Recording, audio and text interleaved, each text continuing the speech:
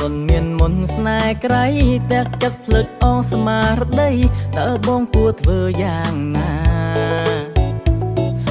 មើលព្រាមដឹងអូននាងទីក្រុងខ្លាចនឹងតិចមិនសាសមបើបងនាងស្រែចំការទុំរូបរាងមិនសូវសង្ហាតែចិនភក្តីស្នេហាធានាជឿជាងលើបងអារម្មណ៍នេះអួលអាំង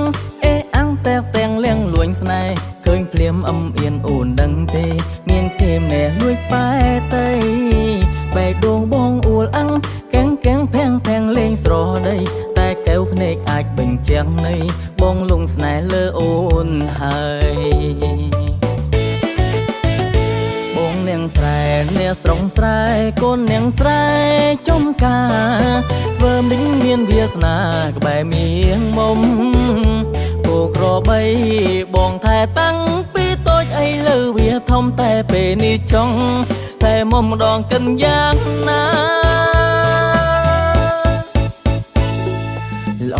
ល្អទាំងកាយទាំងចិត្តអូនធ្វើឲ្យបងគេងនឹកថ្ងៃគិនយំគិនអិនស្បើយចិត្តនេះបងមិនយកប្រពន្ធឡើយបើមិនមានគូត្រានត្រើយសុំចិនសើកែនៅអារម្មណ៍នេះអួលអាំង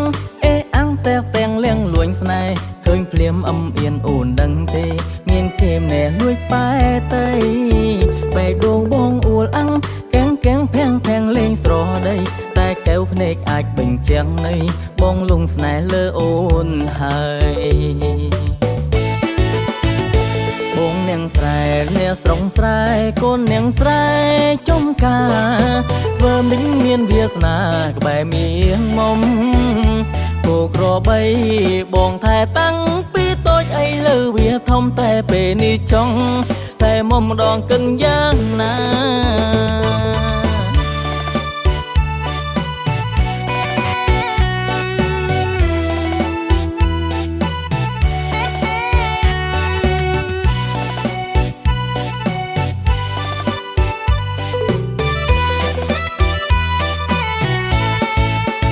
អារម្មណ៍នេះអួលអាំងអាំងតែទាំងលៀងលួញស្នេហ៍ឃើញភ្លាមអៀនអូនដឹងទេមានគេម្នាក់លួចប៉ែទៅ